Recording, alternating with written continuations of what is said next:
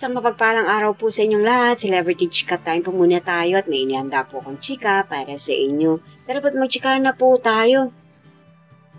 Asia's multimedia star na si Alden Richards nagsalita na bilang isang direktor. Yes, mga celebrity chika time, yan po ang ichichika ko sa inyo na lubos na pong usap-usapan sa social media ng mga netizens, lalong-lalo na nga po ng mga followers at supporters ni Alden. Abay, sa isang interview nga po ay nagbahagi ito ng kanyang experience bilang direktor. Bago po tayo dumako riyan, nais ko po munang batiin mga team bahay, team abroad at mga seniors natin dyan. Shout out po sa inyong lahat at happy Saturday po. Sa panibagong event nga po ng Mobile Fan na kung saan nga po ay miyembro ang Asia's multimedia star dito at dahil na rin po sa kanilang ika-50 years anniversary at ginanap po ito sa bahay ng alumni UP Diliman.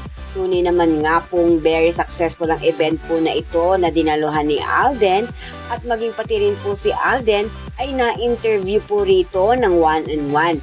At ito nga po ang kanyang ibinahagi na kanyang experience sa pagiging baguhang direktor. Narito po ang kwento ni Alden. Panuorin po natin ito. Actor, producer, now director. With what you can share, kumusta pagiging director niya? Number one, mahirap siya. I mean, all those roles, wala namang madali eh.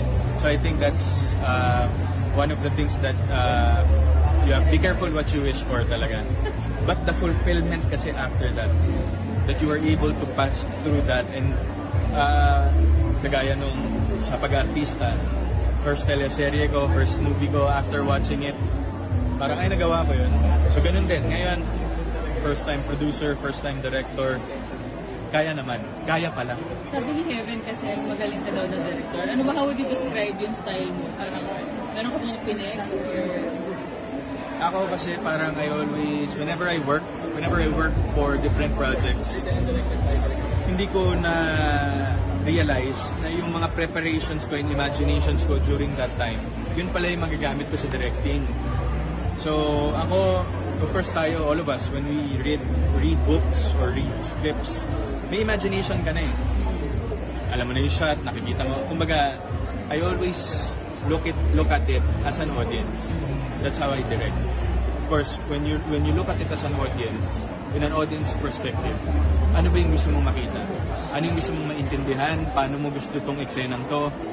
And ano na siya eh, parang chain reaction na siya all throughout. So, chain reaction, how you would direct your actors, how would you shoot the scene, camera angles yan, meron bang kailangan revision. So, ganun siya, parang muscle memory na po siya. So, ayan nga po ang ibinahagi ni Alden bilang aktor, producer at director. Yan po ang aking chika days for today. Salamat po sa inyong panunood. Huwag po kalimutang mag-subscribe. Pwede po kong comment sa ibaba. Basta't wag lamang po harsh o nakakasakit sa isa't isa. Salamat po muli. Spread love, not hate.